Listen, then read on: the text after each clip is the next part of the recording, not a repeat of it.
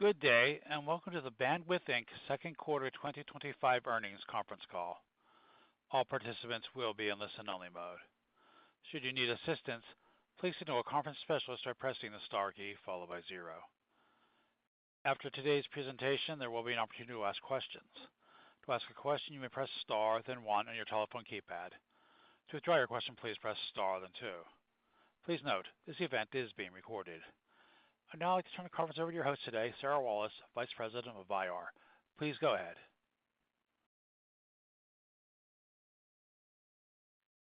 Good morning, and welcome to Bandwidth's Second Quarter 2025 Earnings Call. I'm joined today by David Morken, our CEO, and Daryl Rayford, our CFO. They will begin with prepared remarks, and then we will open up the call for Q&A. Our earnings press release was issued earlier today. The press release and an earnings presentation with historical financial highlights and a reconciliation of GAAP to non-GAAP financial results can be found on the Investor Relations page at investors.bandwidth.com.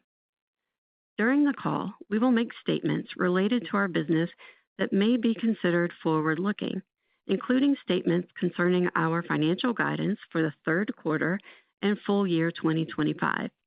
We caution you not to put undue reliance on these forward-looking statements, as they may involve risks and uncertainties that could cause actual results to vary materially from any future results or outcomes expressed or implied by the forward-looking statements. Any forward-looking statements made on this call and in the presentation slides reflect our analysis as of today, and we have no plans or obligation to update them. For a discussion of material risks and other important factors that could affect our actual results, please refer to those contained in our latest 10-K filing as updated by other SEC filings. With that, let me turn the discussion over to David. Thank you, Sarah, and good morning, everyone. Welcome to Bandwidth's Second Quarter 2025 Earnings Call. We delivered a solid second quarter, demonstrating continued momentum and disciplined execution across the business. Revenue of $180 million and adjusted EBITDA of $22 million exceeded expectations. We gained good traction in customer acquisition and achieved continued improvement in operating metrics.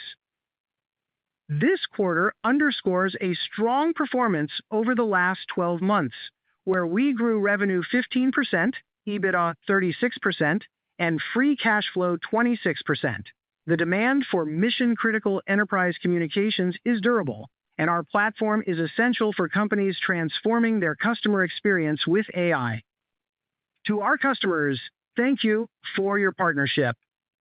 To our bandmates, thank you for your incredible work and dedication. And I thank God for blessing our journey together. The story of this quarter is the tangible progress of our AI strategy.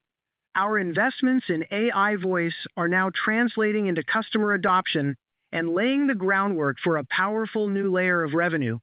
We're seeing meaningful traction, including new $1 million plus multi-year deals, as enterprises leverage the software-driven capabilities of Maestro and AI Bridge within the Bandwidth Communications Cloud, allowing them to seamlessly integrate AI voice into their customer experience call flows.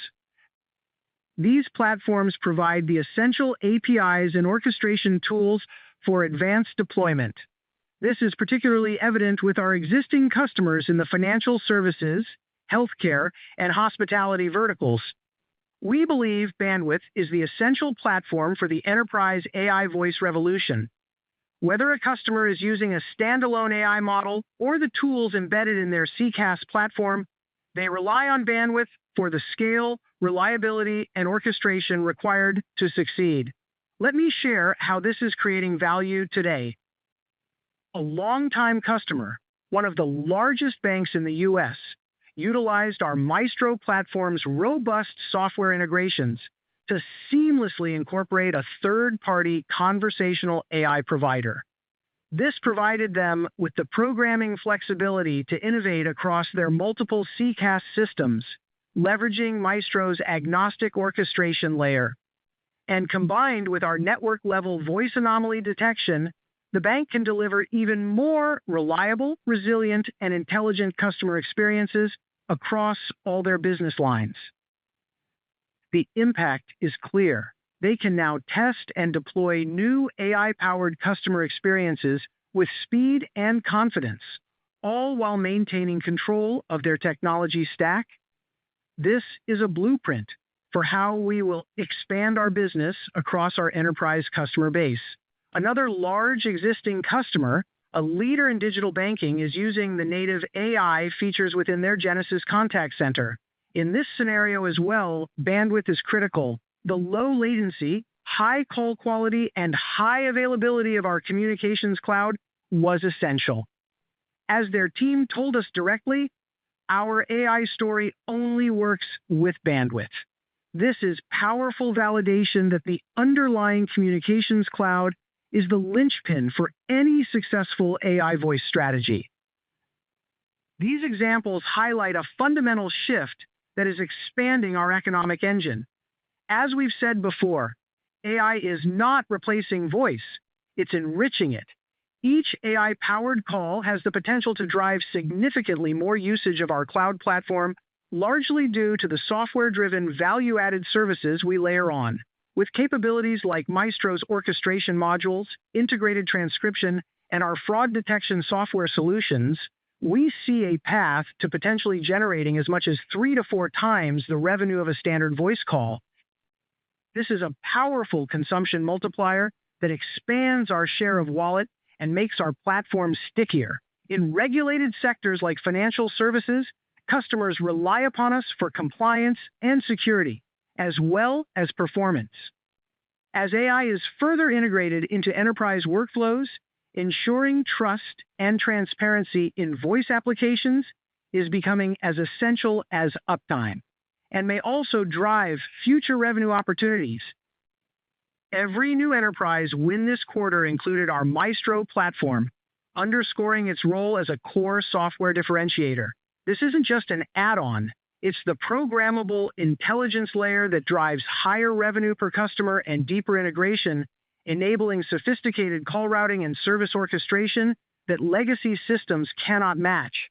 This AI-driven growth potential is built upon the strong foundation of our core voice business.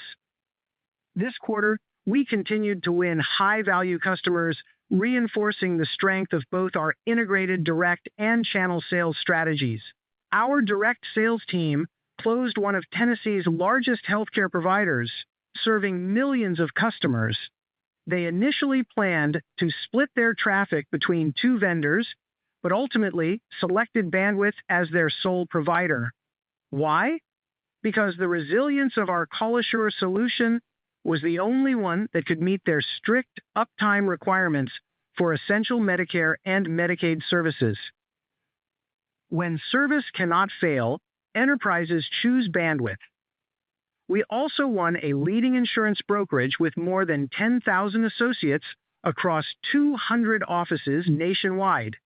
They needed to migrate both their UC and contact center to the cloud and chose Bandwidth after our proof of concept demonstrated not only the technical excellence of our support team, but also the programmable power of Maestro's software to handle their sophisticated multi-site call routing requirements. This win, once again, showcases our role as the go-to partner for complex cloud migrations in regulated industries. Our channel partnerships are also becoming a powerful growth engine, delivering a record number of deals this quarter across a variety of industry verticals. A great example is our work with a top systems integrator, where we've built a successful playbook for migrating large enterprises from on-premises Cisco systems to the cloud. 2 of this partner's significant healthcare accounts were moving to Cisco WebEx Contact Center. Both had a critical need for reliability, and each chose Bandwidth because we de-risked the entire migration. With proven uptime, automated porting, and total visibility through our dashboard, we gave them the confidence to move to the cloud without fear of disruption. The message to the market is clear.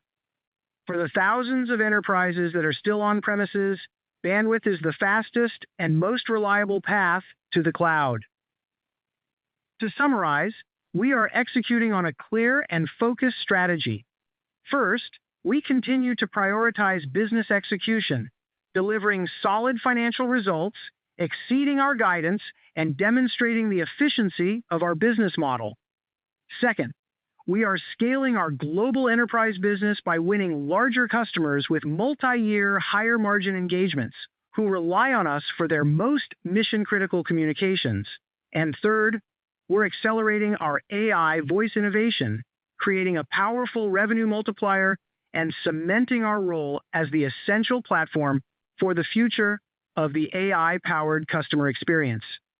Voice is the most durable and important channel for customer engagement, and with the rise of AI, it will be even more indispensable. We are uniquely positioned to lead this market, and we are confident in our ability to create significant long-term value for our shareholders. Now, I'll turn it over to Daryl to discuss the financial results in more detail. Thank you, David, and good morning, everyone. We're pleased to report a solid second quarter driven by accelerating momentum in our core voice offerings. This performance demonstrates the strength of Bandwidth's cloud communications platform, the effectiveness of our go-to-market strategy, and our ability to scale efficiently. Our team's execution led to solid revenue performance with adjusted EBITDA exceeding the high end of our guidance.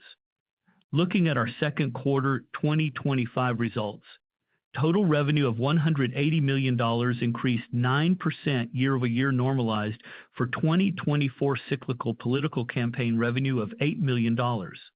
Included within that result, cloud communications revenue reached $136 million, an 8% year-over-year increase on a normalized basis. Non-GAAP gross profit of $79 million marked an increase of 11% year-over-year, or 13% growth when normalized. Non-GAAP gross margin improved to 58%, a 2 percentage point increase year-over-year. Adjusted EBITDA grew by 17% year-over-year to $22 million, driven by higher revenue and stronger margins. Free cash flow was $26 million, representing 19% margin. Focusing on our three market offers, enterprise voice revenue grew 29% year-over-year, fueled by robust demand on our core platform, from both customers expanding usage and new customers migrating contact centers and employee communications to the cloud. Global voice plans, our largest customer category, grew revenue 7% year-over-year, which is our highest growth rate achieved since 2021, driven by channel partnership traction, along with continued expansion from long-term customers and onboarding of new ones. Programmable messaging likewise achieved a normalized 7% year-over-year growth. Moving to operating metrics, net retention rate for the first quarter was 112%. Customer name retention remained well above 99%. Average annual revenue per customer set another record at $230,000, or a record $216,000 when excluding political campaign revenue. After reaching mid-year, we're encouraged by our strong performance with first-half revenue growth in our core voice offerings exceeding expectations due to higher demand from existing customers and the addition of new ones. We also achieved record-high first-half non-GAAP gross margins, EBITDA, and operating cash flows.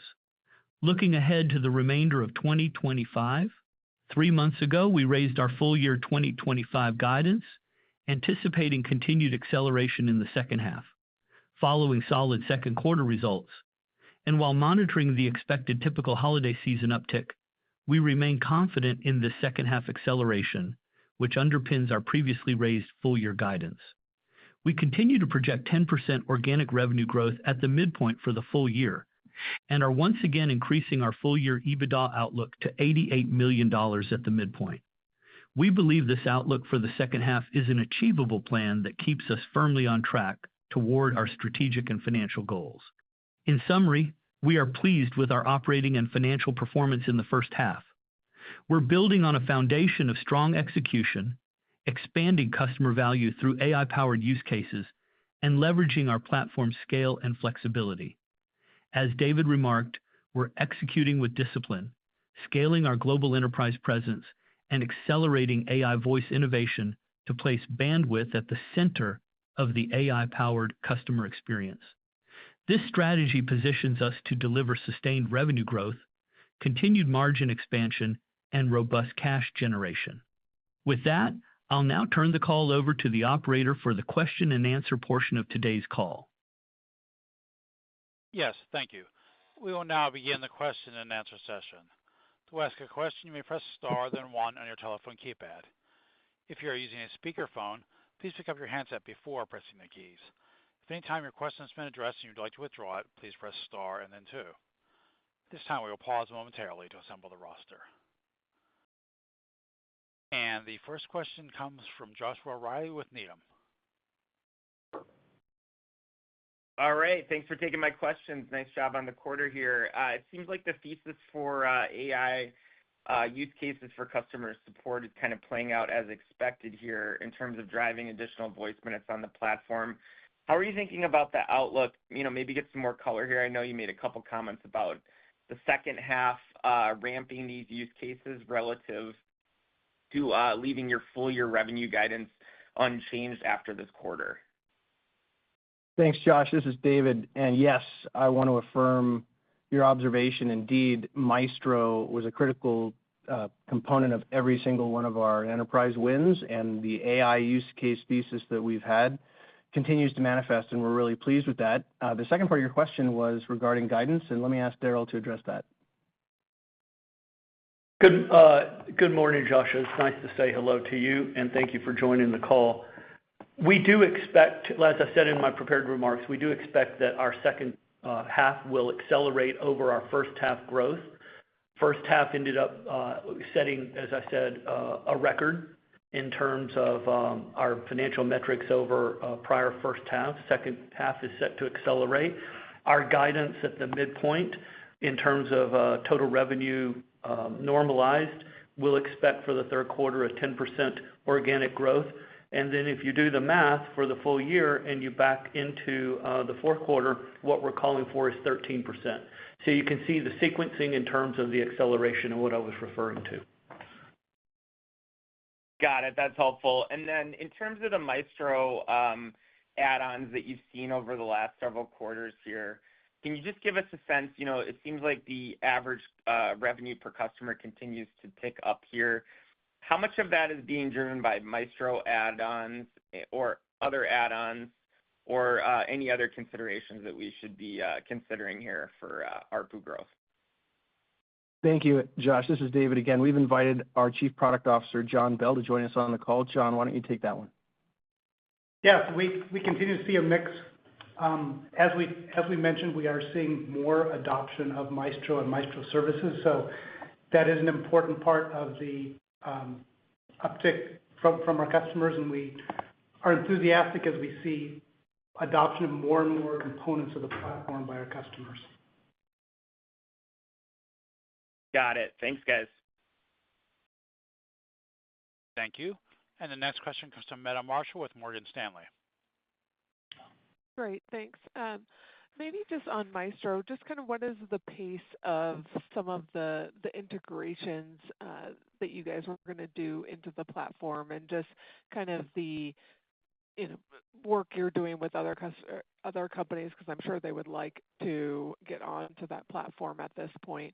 And then maybe just as a second question, you kind of talked about this voice multiplier over time that you see kind of as you move towards AI voice. Just, how is that going to be step function? Is that going to be gradual? Just how you see that developing? Thanks. Thanks, Meta. This is David. Annually, we have a conference that's very close now, about just a little bit over a month away, and Reverb is where we're excited about talking about Maestro's latest developments and announcements and integrations and product features and the benefits for our customer base that is engaging with and adopting AI. So we'll be excited to announce new things at Reverb, but interestingly, one of our integrations, Cognigy, just announced that they were acquired by another Maestro customer of ours, NICE. And so it just illustrates and confirms that both these great customers that we have engaged with the Maestro platform, and we're thrilled with that combination. And we think other integrations similarly in this AI era are going to benefit both partners and customers in unique ways. But at the Reverb conference, we'll have more to say about it. And then in terms of the second part of your question, let me ask Daryl to opine or John to opine on the pace. Go ahead, John. Yeah, so from the pace, we see a very standard adoption pattern with our customers. We see often customers start out the Maestro platform moving from on-prem to the cloud, usually with a fixed platform. And then once they're in the cloud, they have the flexibility to continue to add more services, perhaps add other applications into their call flows. And we continue to layer on more services as we mentioned one of our customer examples with a large bank in the call. It's a very normal pattern we see with customer adoption. Great. Thank you. Thank you. And the next question comes from Arjun Bhatia with William Blair. Perfect. Thank you. Actually, if I can just follow up on the last question, I think, David, you had mentioned in your prepared remarks that the AI potential per call is 3 to 4 times that of a non-AI voice call. Is that measuring any sort of AI call versus a regular voice call, or is that something that's using all of your Maestro services, some of your Maestro services? Like how should we think about what that multiplier actually relates to, and where kind of do you have customers that are where you're realizing this sort of uplift already, or is this sort of a potential further down the road? Well, it's being realized in real time, and I think it's reflected in the increased usage that we see in voice for our global communications plans as well as enterprise. And indeed, each AI interaction on a call can generate multiple examples of voice minutes on our network. So you can fork a call, fork the media, because there's an AI agent or engine on the other end that's doing sentiment or transcription or fraud detection or any number of different important services in call synchronously in real time. Those are what drive the potential to add 3 to 4 times the call revenue for us. And that's happening today. That's not in the future. We're excited about the additional value being added by those different engines or agents for our customers, whether it's in the contact center or again in GCP. And so, yes, uniquely in the past, a voice call was really monetized just based on a single stream of media and signaling that we handle on behalf of the customer. And today, what we're seeing is, and we expect even more so in the future, with the rise of voice agents, you're going to have sub-agents and really valuable things happening simultaneously that require the intelligence and orchestration of the Maestro platform. So it's beginning to be realized today, and we think that it'll even increase in the future. And then let me again invite my bandmate and colleague John Bell to add to my remarks. Yeah, I think I just second what David said. There are a lot of services running in parallel that are enabling that multiplier. And as there are more and more agents being developed, more and more applications for enterprises to use, that creates the opportunity for us to serve them multiple streams and multiple applications at the same time. Okay, perfect. That's very helpful. And then I also wanted to just touch on messaging. It seems like there was a little bit of slowdown this quarter. I'm curious what maybe the puts and takes are on that business. And then broadly, as we kind of step back, how do you think about bandwidth competitive differentiation in messaging versus some of the other players out there where messaging is a bigger portion of their business, and would love to hear some, like, where you're focusing on in terms of compliance, reliability, et cetera. Thank you. You bet. So in the quarter, our messaging growth was 7% for commercial messaging, and that was driven by customers in e-commerce, financial services, civic engagement. Our assumption for commercial messaging is high single-digit growth for the full year, which is in line with the market growth rate for commercial messaging.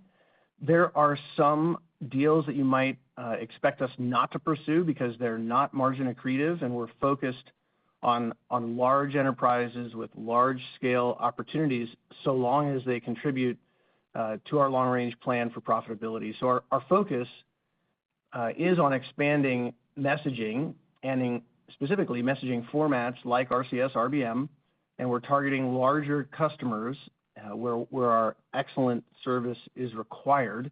But profitability is a big component. We do have opportunities to grow messaging, and we are winning away large senders that have outgrown their existing platforms. They're looking for things like scalability and reliability and how we deliver those messages and support that. So we're cross-selling into enterprises. But again, our assumption is in line with market growth for the rest of this year. All right, wonderful. Thank you. Thank you. And the next question comes from Will Powell with Baird. Okay, great. Thanks. Yeah, I wanted to come back to the global voice plan segment, your largest. I think you called out strongest growth in a few years, which is nice to see. So it'd be great to get any other color as to kind of the core drivers there. It sounds like an increased presence with partners is helping. So maybe if you can kind of dissect how much that's partner driven versus maybe core trends within UCaaS, CCaaS, et cetera, would be great. You bet, Will. So the growth in GCP was 7% up from 2% year over year in the year ago quarter. And the total voice business is growing 9% versus 3% year over year. And your question is, where in the world is all this voice growth coming from? And what we are seeing is that there are many, many new use cases where you have AI voice. And you have examples of that in UCaaS and CCaaS. The Cognigy NICE announcement really illustrates that just this week. We understand how indispensable voice is for our enterprise customers. They understand that as well. And the rise of AI, I think, is being reflected in the actual results in our voice business. Let me pause and invite John or Daryl to add, though, to my remarks. Yeah, to add maybe two other dimensions to that. One, AI is enabling a number of new entrants in the market who are becoming Bandwidth customers and customers there. And also our global expansion that continues as we continue to help our GVP customers expand globally. Okay. Will, great. Thank you. And Will, this is Daryl. Just to put a remark onto a fine point on David's comments. When we grew our voice revenue, when we doubled the growth rate in the first quarter, we did signal that embedded in our raised outlook for the full year, we expected voice to double its growth rate over last year. I think the second quarter is just very much on track to achieving that much higher growth rate that we're calling for for the full year embedded in our guide, and we've clearly positions us for the future beyond that. Great, thank you. Thank you. And the next question is a follow-up from James Fish with Piper Sandler. Hey guys, look, it's wanting to build off of some of the prior questions, but we've always thought of lower cost as an advantage for Bandwidth, but what are you guys seeing with pricing on the messaging side in particular, as one of your competitors clearly changed how they're pricing, and does this give you any pricing leverage to take your own sort of higher?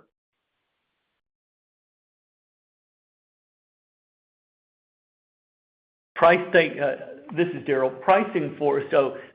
With respect to the specifics, pricing for the quarter was, in our price volume analysis, was improved over this time last year, as well as volume. We believe that the higher value services that we provide to our larger customers allows us to price at a level that reflects that value. And indeed, the stickiness of our customer base is evident with the logo retention rate of always greater than 99%. We think that we're in a good place when it comes to voice price, and especially when it comes to the value add that we are providing as AI is enabled across that installed base. And recent pricing moves by others that you mentioned are opening up competitive opportunities for us as customers are evaluating options directly related to the price increases. So we're seeing that in real time. Got it. Thanks. Thank you. And the next question comes from Patrick Walravens with Citizens. Oh, great. Thank you. I have a couple. And congratulations on the results. So, hey, David, can we go back to this nice Cognigy deal yesterday? Because I think there's a number of wrinkles to it that make it super interesting for you guys. So, number one, they were both partners, right? But can you just explain to us how they differ, right? So, what did they do differently as partners, and why does it make sense for them to be together? Thanks, Pat. Both indeed were Maestro customers. NICE was pre-integrated within the Maestro environment so that enterprise customers could easily take advantage of the NICE contact center capabilities. Cognigy, which does extraordinary AI voice features and capabilities, were also a AI bridge integration in Maestro so that enterprise customers that were using NICE in the contact center could easily add the Cognigy voice agent capabilities to their call flows.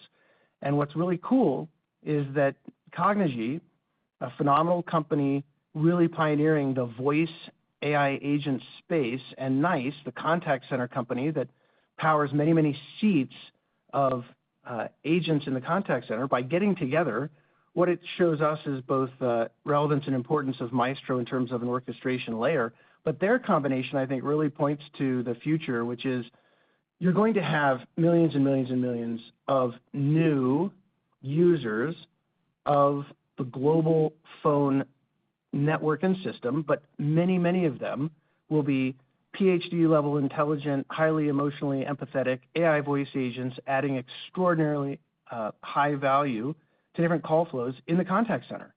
And NICE effectively, I think, is going to be able to add many, many, many, many, many seats, an infinite number of seats of voice AI agents to add value to their customers. And we're excited to support both, and we think the combination is fantastic.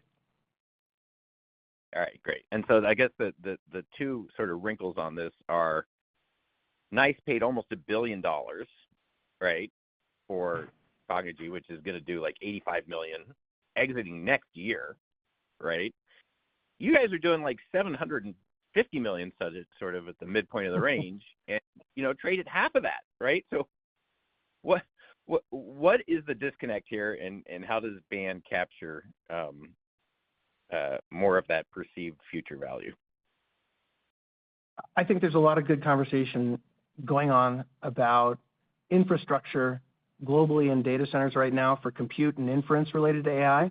There has not been much conversation about infrastructure and software layers important for voice AI infrastructure. And once that's recognized, I think valuations may change. Right now, we're excited about seeing the impact of AI voice use cases in our global voice revenue run rate for the year. That's been exciting to see manifest and become real. But to your good point, I think that time will tell, but global AI voice use cases require global AI voice infra, and we are pioneers and leaders in that. And our Maestro platform, on top of that global universal platform for both regular voice conversations and AI voice conversations, is something we've worked on for years, and we're excited about supporting this wave that is happening with voice agents globally. Okay, great. Thank you. Thank you. And that concludes both the question session as well as the call. Thank you so much for attending today's presentation. You may now disconnect your lines.